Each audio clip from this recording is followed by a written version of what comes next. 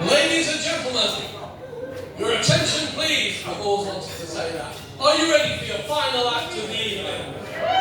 The big one, the headline act. In that case, please welcome to the stage the man, the myth, the legend, the one and only Mr. Nick Hill.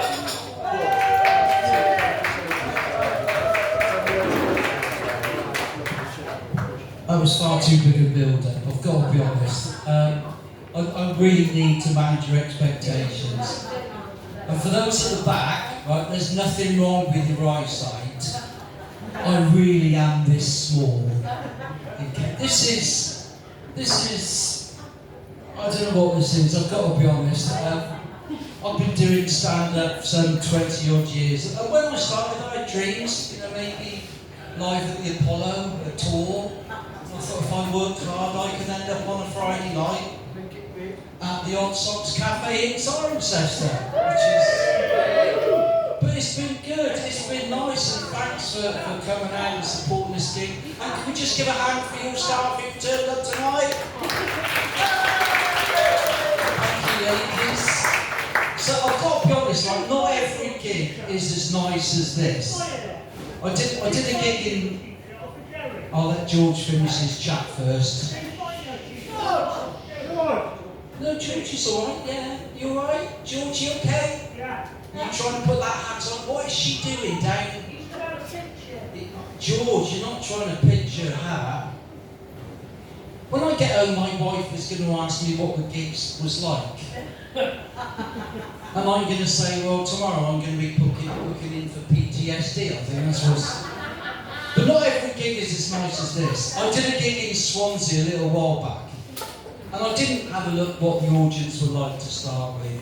And I was backstage and I could hear the MC. And I think he'd overdosed a little bit on too much at Live at the Apollo. Because what I heard backstage was, ladies and gentlemen, I want you to go wild, clap your hands, stamp your feet as we welcome to the stage, Nick Hill. And I came through the curtain and there were 4 people sat there. There was 3 in the front row. There was a grandmother, a grandson, a mother. The grandson was going in the army, so both people were absolutely distraught. There was a guy sat behind them. I said, so what's your name? What's your story? He said, well, my name's Roger Moore. I thought, oh, that's brilliant. We can do something with this. But then he followed it up with, but I've got mental health issues. I don't really know what I'm doing here. So I mean, you can't deal with anything like that, can you? And a little while back, I did a gig in a village not far from here. And I went on, so it's lovely to be here in Ashton Keynes. And straight away, this woman at the back put her hand up and just, oh, excuse me, young man. I know it's spelled Keynes, K-E-Y-N-E-S. But in the village, we prefer to pronounce it Keynes. Is that okay? It's absolutely fine by me. It does make you sound like a bit of a pretentious cunt. I spell that C-A-N-T, but I prefer to pronounce it. And she didn't say anything the rest of the gig, which was great. So I am from Gloucester. Are we all aware of Gloucester? Yes. So that's why I'm delighted to be here in Cirencester tonight. Because we're famous for a lot of things. We've obviously got the docks used for films. We had the cathedral, used to have brilliant Harry Potter, but we can't compete with the Forest of Dean being used, Puzzlewood being used for Star Wars. I mean, what a coup that was for the Forest. And I don't know if you know this, but the makers of that film wanted to recreate that scene, that cantina scene in one of the first Star Wars films, where our heroes walk into that bar and it's full of people with like 2 heads and 8 fingers in one hand. And to be fair, all they had to do is walk into any pub in the forest. One of my favourite stories about the forest, there was a man, it was reported in the paper about 4 years ago. There was a man from Cinderford who was accused of having sexual intercourse with a wild boar whilst under the influence of alcohol. And I thought, how much alcohol would a wild boar need to have sex with a man from Cinderford? But what's the other thing Gloucester is famous for is the cheese rolling. Are we aware of the cheese rolling? Yeah. So I've lived in Gloucester all my life. Right, I'm 2 years off my 70th birthday, and I've decided next year I am going to do the cheese rolling. Yes. Normally that gets a round of applause, but fuck you. I've been practicing. I've been rolling the baby bell down my drive. That's going well. And the cheese rolling was banned for quite a number of years for health and safety reasons. And when it was reintroduced, BBC Southwest came to film it. And they interviewed one of the winners, a 15-year-old girl from Brockworth called Kylie. And they said, Kylie, you've entered, you've won. What would you like to say? And Kylie was like, well, yeah, I did enter, I did win, and I'm very surprised. And they said, why were you surprised? And I thought, oh, Kylie, you're 15, you're from Brockworth. You clearly have sub-intelligence. Say something profound. Say something that's going to put you and Gloucester on the map. That's what I wanted her to say. What came out of Kylie's mouth to the question, why were you surprised, was simply this: I don't even like cheese. Bless her. So I've been doing stand-up quite a number of years, and I'll probably have my best year in 2023. I went to the Leicester Comedy Festival, entered a competition called the Silver Stand-Up, which was basically aimed at the over 55s. And I entered it and I won, and it was brilliant. And basically, you had to send them a reel in. I got through to the heat, did 5 minutes, got through to the final. And backstage, right, there was no upper age in this competition, so backstage it was like God's waiting room for comedians. There was one act just before he was due to go on. He was in his chair, slumped. His eyes were shut. Honestly, we didn't know if he was alive or dead. And somebody said, "Do you think we should wake him?" I was like, no, don't wake him. And they, "Oh, are you worried about if you wake him, he might have a heart attack or something?" I went, "No, but if he stays asleep and misses his chance, just increases our odds, doesn't it?" So that was fine. And I did the 5 minutes and I won, and I got on the phone straight away to my wife.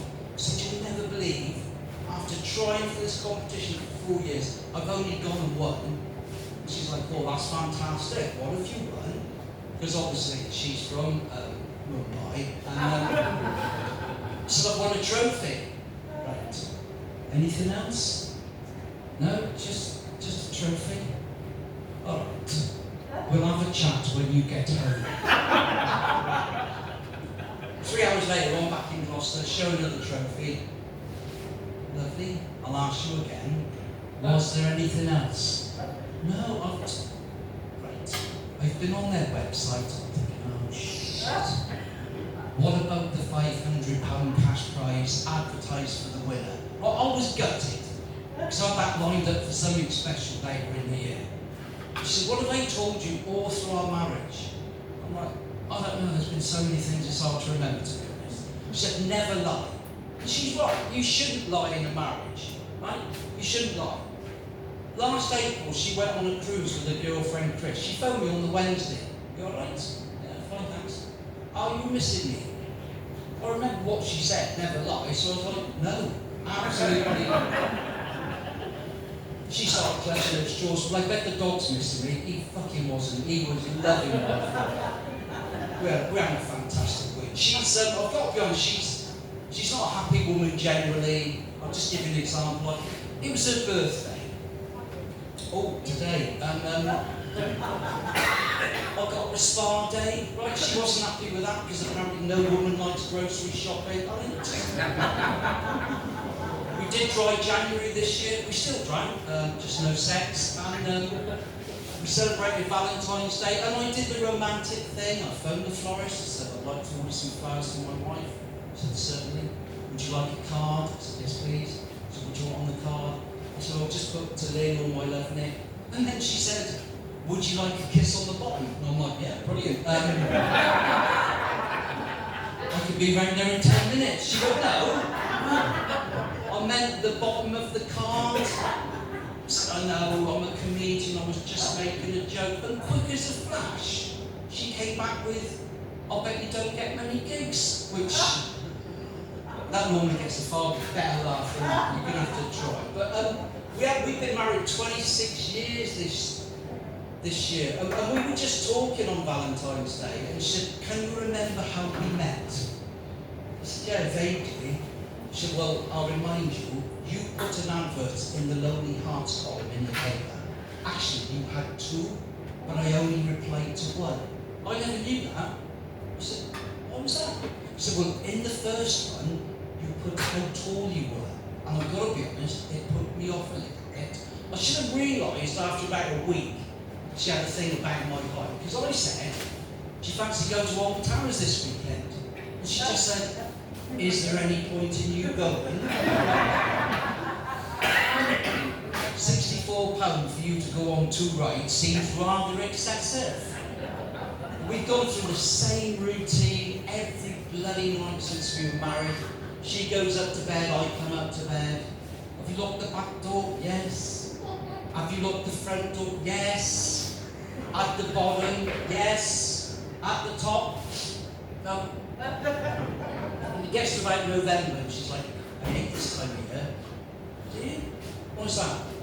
The bottom of the bed's always cold, isn't it? And I'm like, I don't know, my legs have never been down that far. To be honest. But she moans a lot, she does moan a lot. She moaned about, she said there's no romance in our relationship anymore.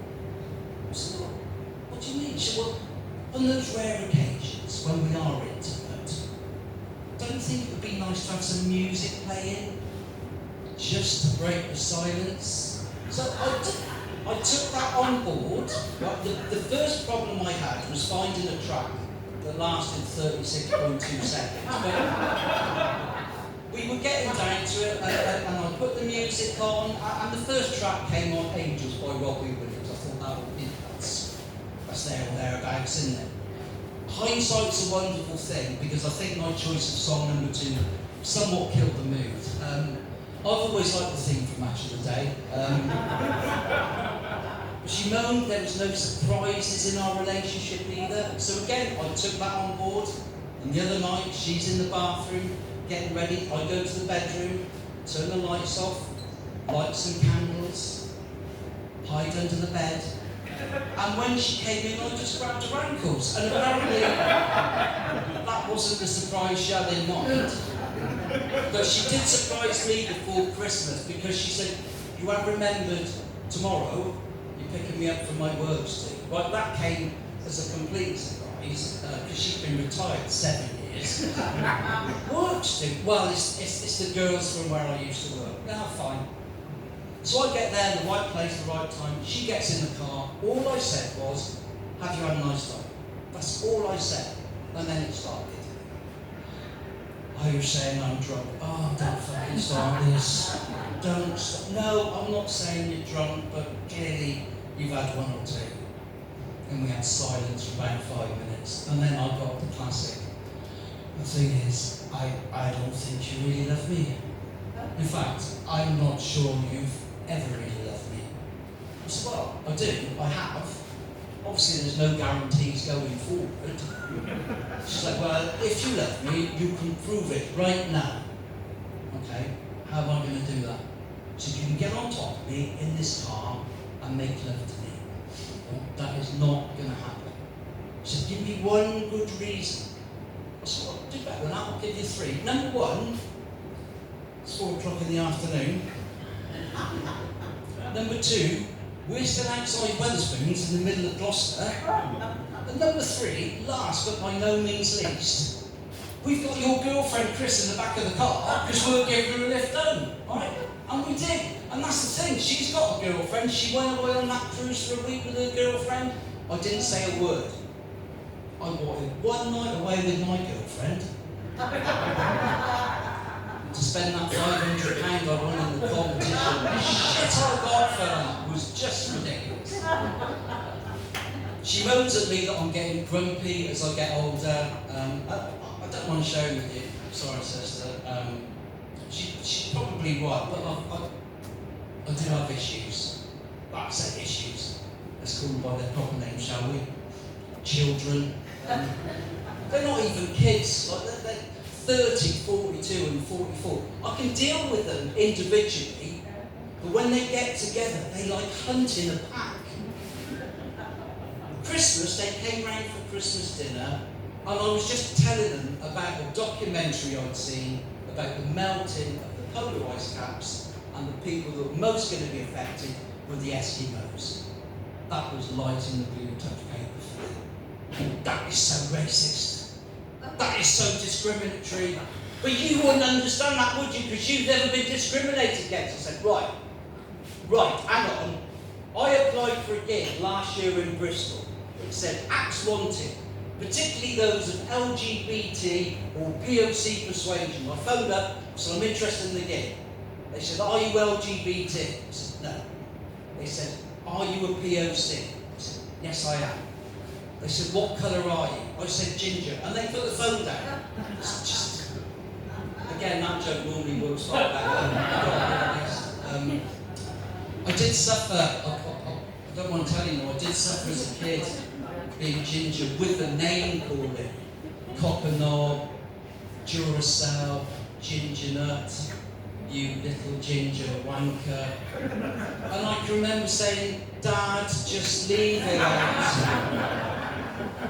I was thinking of my dad the other day, and the older demographic in the room will remember this. I was watching something on YouTube from the 60s, World of Sport, the wrestling. Saturday afternoons, 4 o'clock, we used to love the wrestling. And afterwards, me and Dad always used to have a pretend wrestle, and I'd try and pin his shoulders down for the count of 3. And at the last minute, he'd always just pop one of his shoulders up. And looking back, I think he was trying to teach me a life lesson in that no matter how hard something is, if you persevere when you achieve it, you'll feel brilliant. And he was right, because I can remember the day I managed to pin his shoulders down for the count of 3.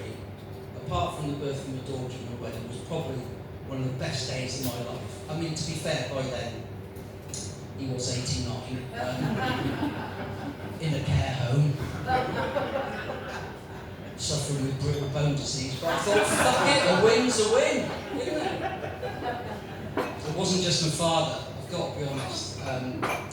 January 1964, well, I was five and a bit, just gone back to school after the Christmas break. My mum came to pick me up, and we're driving home in the car. I said, Mum, can I ask you a question? So what is it? I said, well, all the other little boys in my class were talking about the presents they had on Christmas Day. She went, and? I said, well, I didn't get any presents, did I? She said, no, you didn't. There's a very good reason for that. I said, what is it? I was 5, remember? And she looked at me straight in the eye, kept a straight face and said, Santa don't stop for ginger kids. That's harsh, isn't it? That is horrible. To be fair, all my 3 girls are ginger. I have saved a fucking fortune over the years. It's been brilliant. So I retired 3 years ago, which means I've spent literally 24/7 with my wife. And we just got to that stage, you know, that irritating stage. And it's nothing major about her. In fact, she's still breathing. And if we're out in the car and we'll come up to a T-junction and I want to turn right and I say to her, is it all right to go? She'll go, yeah. And as I'm pulling out, as long as you're quick, I mean, nobody wants to hear that, do they? She hasn't worked out she's the one that's going to get smashed. I didn't know what to expect from retirement, I've got to be honest. One thing I wasn't really expecting was the fact that apparently it's obligatory that at least 3 days out of the 7 you've got to spend at a fucking garden centre. We go to Highfields of Whitminster, right? We're there so often, we've got a loyalty card. We went there last year on my birthday, because that's how rock and roll it is now. And I gave a loyalty card over to pay. She went, oh, happy birthday boy. I said, how do you know that? She said, well, when I put your number in, it's come up on the till, so that's great, isn't it? That's good news. I went, no, fucking isn't. I'm another year older, I'm another year closer to death. Please tell me what's good about it. She said, well, now you qualify for one of our senior citizens discount cards. And I'm thinking, just fucking shoot me now. My life has ended, surely, to God. I said, is it going to cost me anything? She said, no, they're free. So I snatched it. I said, and what benefit is this to me. She said, well, now you get 30% off a roast lunch. And I'm walking back and I'm looking at the small print on this card, and she's right. You do get 30% off a roast lunch, served every Monday between the hours of 9:30 and 11:30 a.m. And I thought, who the fuck eats a roast lunch every Monday between 9:30 and 11:30? Well, since last August. We made a pact when I retired that we wouldn't fall into that trap of watching daytime TV. We'll sit down at 5 o'clock, the chase will come on, we'll have a cup of tea, that will be it. 5 o'clock, nothing before 5 o'clock, absolutely nothing. I think that lasted a week. She's now an expert on bargain hunt, homes under the hammer, all those stupid programs. And I've started joining it, and what I've noticed is that the adverts are geared up in the day for our demographic, right? And they all start off innocently enough. Standard stair lifts, walk-in baths, advertised by ladies of a certain age in one-piece swimsuits. Some of them are still reasonably fit for older women. I don't want to tell you, I've always had a thing for older women. I think the thing probably started when I was about 15. And back when I was 15, I'd sort of 45, that would be, I'd still consider that gay. That 30-year age gap was absolutely fine. That 30-year age gap doesn't seem so attractive when you're fucking nearly 68 though, does it? It's pretty horrendous. But then in the afternoon, the adverts start to get a little bit more sinister. Over 50s, free life insurance, you qualify for it. Simple cremations, and then funeral plans. I know a little bit about funeral plans because when my mum died in 2019, she had a funeral plan with the co-op. And as a last surviving son, I had to go and sort it out. So I went to the co-op in Barker Street, Gloucester. Said, hi, my name's Nick Hill, come sort out Genius funeral plan. She said, oh, have a seat. So I sat down. She said, now before we start, how old are you? What's that got to do with it? She said, no, just how old are you? I said, well, I'm 63, why? Well, have you got a funeral plan? I went, no. Well, you should, because you could go at any time. You're in the red zone. Oh, fuck's sake. Do you know what it entails? I said, well, no, not really. She said, well, look, if you pay us $4,000 now, we can plan the whole thing so you can choose whether you're going to be buried or cremated.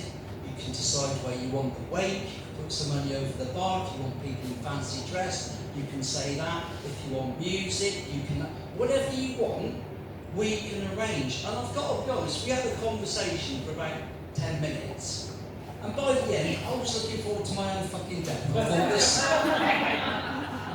this is never right, is it? This isn't right. I'll just tell you this before we go, no, I will tell you this. Mum did die in 2019, and she had dementia, and she'd never seen me do stand-up, and she always used to say, when you do stand-up, because she knew something wasn't right, she said, will you talk about me as a way of keeping my memory alive, and some of the stuff that's gone on whilst I'm not very well. I said, well, if you want me to. So she's given me a blessing. And she also said, if any audience doesn't laugh at any of this, tell them they're all going to fucking hell. So you've only got yourselves to blame. So I'm sure there's people in the room that will know people that got dementia, family, friends. And if you don't know, there's 3 fairly common traits that dementia sufferers have. They're paranoid. And Mum used to think people were living in a loft. There was nobody living in a loft. They lose things, but they don't lose things. They think the people in the loft are coming down and stealing stuff, so they hide things. And Mum's always hiding bank cards, keys, just ridiculous, and they wander. Right? And she had all 3. And she last wandered on the 3rd of September 2019. I was at a party. A neighbour phoned and said, your mum's gone, the front door's open, I've checked the house, she's not there. I phoned the police. Gloucester police were brilliant. They picked her up literally within 20 minutes, took her to Gloucester Hospital. The hospital said she wasn't fit enough to go home, so they kept her in. I got a call on Monday from this PC Davis to say, I'm your mum's safeguarding officer. I need to go and see her to make sure she's all right. Can you meet me at the hospital tomorrow at 6? Yeah, that's fine. So me and PC Davis were walking up to Alday, and we're just chatting. I said, how long have you been in the police? He said, about 20 years. Okay, how long have you been doing safeguarding for dementia people? He went, not long, only a couple of weeks. I said, all right, word of advice, don't believe a fucking word she says. So we get up to the ward, and Mum's in the bed here, and there's about 3 other ladies with their families gathered round. And it's a fairly subdued atmosphere, very similar to this. And we're going, all right, Mum, who's that? I said, and he said, oh, I'm PC Davis. And she's like, well, have you come to arrest me? He's like, no, not come to arrest you.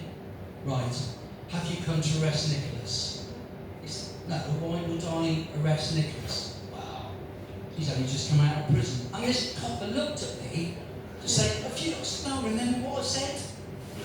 And then he said, because of course he murdered his own brother. By now, the other people in the room had stopped talking. They wanted to know what she was going to say next. And we had about 5 minutes of silence, and then she came out with, and of course he made me have sex with him before we were married. Yeah. I said, right, that's it, I can't deal with this anymore. I said to this couple, have you seen enough? No, I've seen enough. And we get up, and we're just getting to the door, and we're just about to go out, when under her breath, but loud enough for everybody to hear, she just went, it's that poor dog I feel most sorry for.